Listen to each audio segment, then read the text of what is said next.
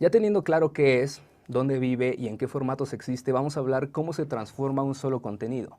Como lo vimos en la clase pasada, un solo mensaje, un solo tema se puede representar en muchísimas otras formas. Puede ser que lo veas en un video, puede ser que lo consumas en un Instagram Stories, puede ser que lo consumas en un .com o en un podcast.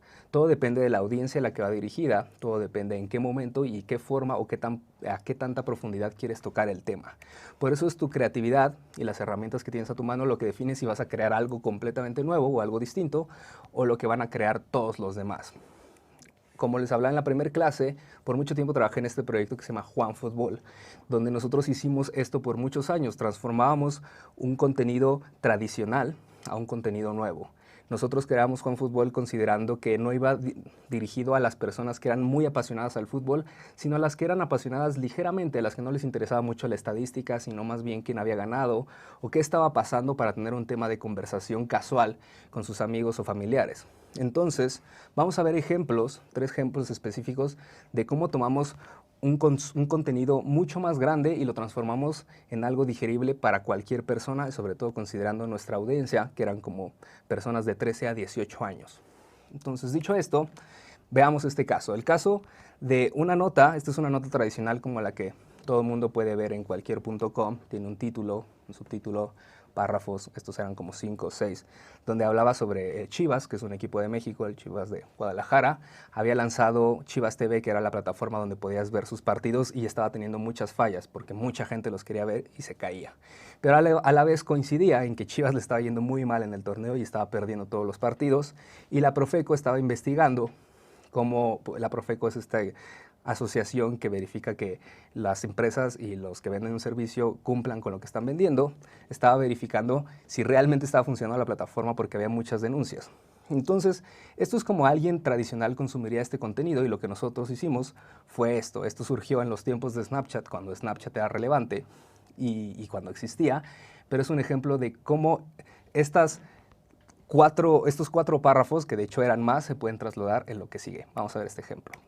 Es el agente Fulgencio Gutiérrez de la Profeco y confirmo que en efecto estamos investigando Chivas TV por fallas que le llaman. No, pero no por las fallas de transmisión del canal, sino por las fallas de las Chivas, que nunca meten goles, que los penales los fallan. Sí, por esas fallas. Mi principal queja fue en el partido pasado, Jaguares contra Chivas en la Copa. Los usuarios decían que nomás veían puros goles de Chiapas y ni uno de las Chivas, alguno no. Que por más que le hablen al técnico, no, nomás no hace nada. Sí, pero no el técnico de Chivas TV, el que va a arreglar la señal, no, Matías Almeida. En realidad de la señal casi no hemos tenido quejas, de hecho cuando se va es cuando menos reportes hay, porque pues así ya no ven lo mal que juegan y las fallas que hacen. Y mi consejo la verdad es que se den de baja, ¿no? Pero no de Chivas TV, sino de irle a ese equipo y se busquen uno mejor, y así todos ganamos. Bueno, menos Chivas, ellos no. Entonces, esto es un ejemplo de cómo la misma información se traslada a un formato completamente nuevo, con una narrativa nueva y con una historia que es la misma, pero que el empaquetado es diferente, que la personalidad y que la forma física en la que se ve se consume distinto, y entonces pasas de ser solamente texto a ser un consumo rápido en móviles. Vamos a ver otro caso. Por ejemplo, otra vez, una nota tradicional donde Argentina iba a jugar contra México y tenía 4 jugadores que se bajaron de la alineación y iban a entrar nuevos suplentes. Un medio tradicional lo mostraría de esta forma, ¿no? Entonces vemos cientos de párrafos simplemente para decirnos que 4 jugadores ya no están y quiénes vienen a suplirlo. Nosotros en Juan Fútbol lo representamos de esta forma. Esto es un GIF animado y es un tipo de contenido que puedes consumir en Instagram o en Facebook o en Twitter, donde te dice exactamente lo mismo. Te dice que Argentina anuncia sus bajas, esos son los 4 jugadores que ya no van a estar, y estos parches son los 4 jugadores que van a entrar a suplirlos. Eso es como un solo contenido, un solo mensaje se puede transformar en un nuevo formato considerando en quién lo va a consumir. Y como tercer ejemplo están esta serie de imágenes que creamos para informar a las personas directamente en donde ellos estaban, o sea, en las redes sociales, sin necesidad de mandarlos a nuestro .com a ver una nota como la que ya vimos anteriormente con muchísimo texto. Creemos que la gente podía enterarse de lo que estaba pasando directamente en su timeline. Entonces desarrollamos todas estas plantillas que tenían stickers, que tenían comedia, que tenían comentarios de otros jugadores, y además podías consumir información valiosa. Podías ver, por ejemplo, la tabla general, o podías ver un quote, o podías ver el resultado de un partido, o podías ver una noticia informativa de qué estaba pasando. Entonces existía gran variedad de posibilidades de comunicar una sola información de diferentes formatos. Y de eso se trata la transformación de contenido, que un solo mensaje pueda ser como un camaleón y pueda transformarse si lo estás viendo en Instagram, y de una forma diferente si lo estás viendo en Facebook, y de una forma diferente si lo estás viendo en un podcast. Pero es el mismo mensaje, simplemente adecuándose a quién lo está consumiendo y en qué momento. Dicho esto, en la próxima clase vamos a entender para qué sirve el contenido.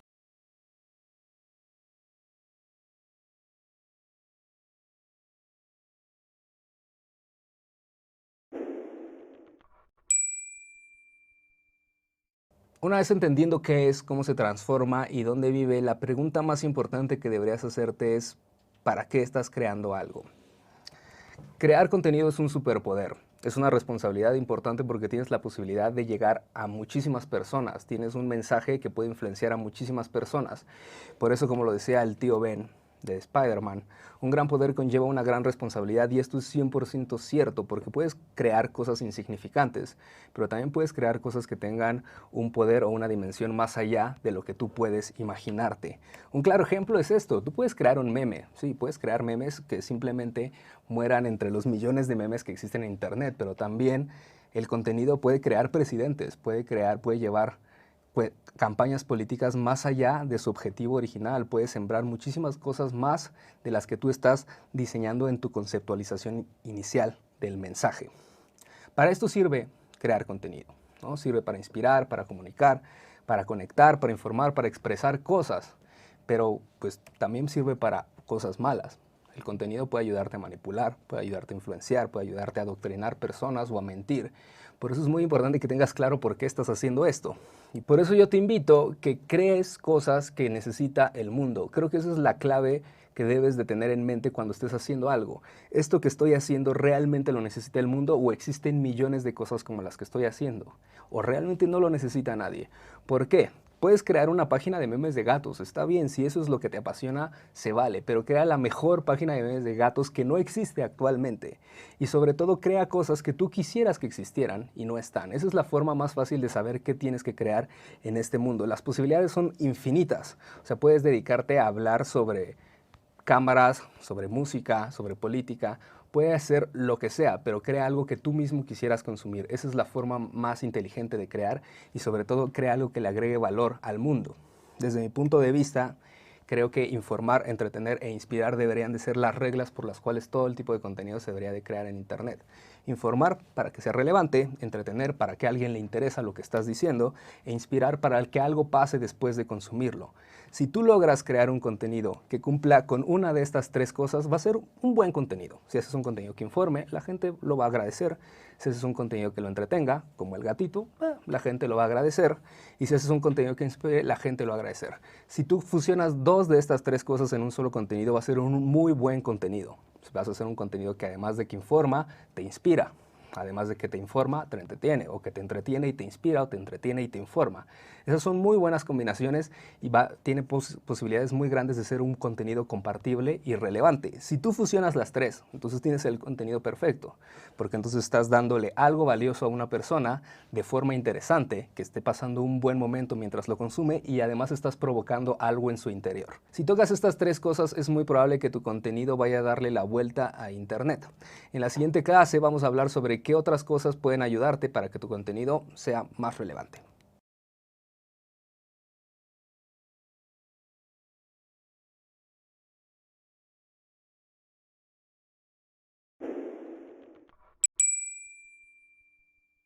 Si te dedicas a la publicidad o al marketing, muy probablemente has escuchado esta frase. Este es el mantra de muchas de las agencias de publicidad o de creadores de contenido, que dicen que no importa la calidad ni cuándo publiques tu contenido, sino que el mensaje, si lo que realmente quieres decir es importante, va a ser un éxito.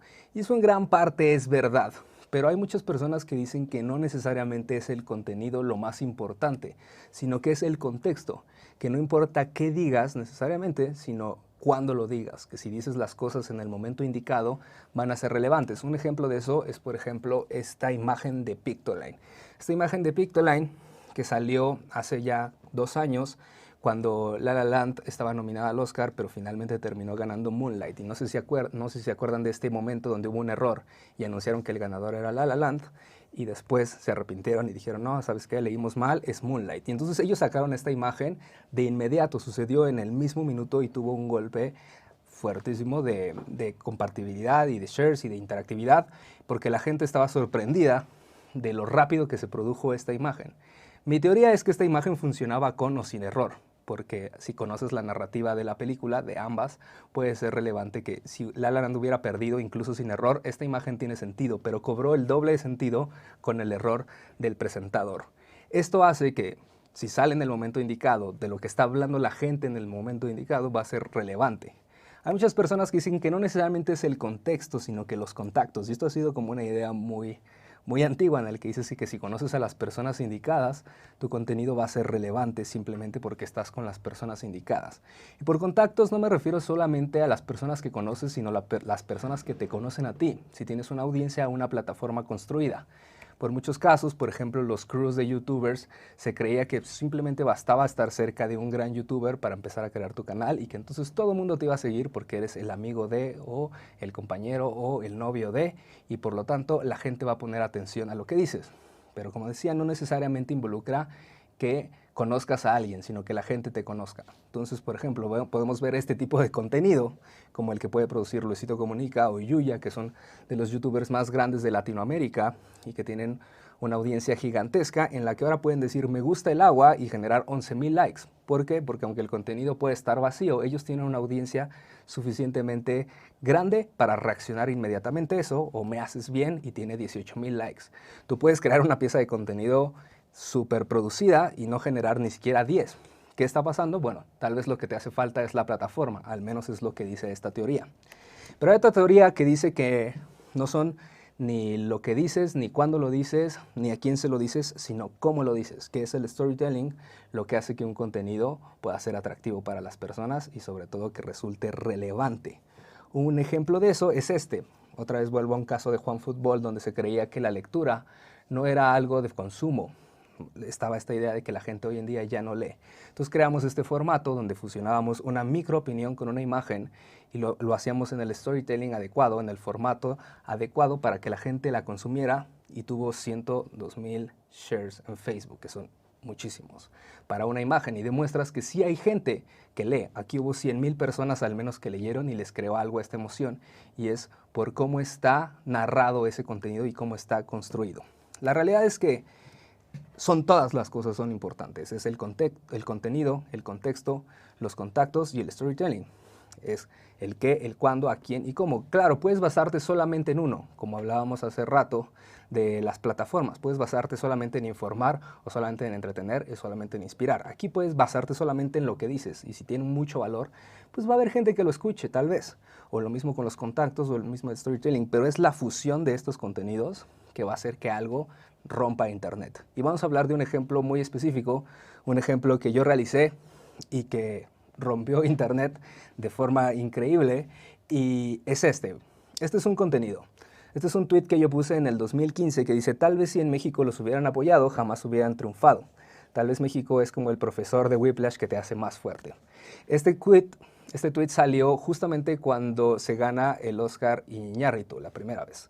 Entonces sale en el contexto y es el contenido que yo quería decir. Es un buen contenido, es como un buen análisis y está en el contexto adecuado, pero yo no tenía ni una plataforma y yo no tenía el storytelling adecuado porque es solamente un tweet. Entonces generó 8 likes y 7 retweets y pues yo no tengo millones de seguidores y entonces a nadie le importó, y los pocos que tenía pues les importó, y fue como una buena señal de que era un buen contenido, pero no era lo suficientemente relevante para que la gente lo consumiera masivamente. El tiempo pasó y creé esta plataforma que les conté en la primera clase que se llama Hunters, y entonces creamos una audiencia lo suficientemente grande, una audiencia de 300,000 personas en Facebook aproximadamente.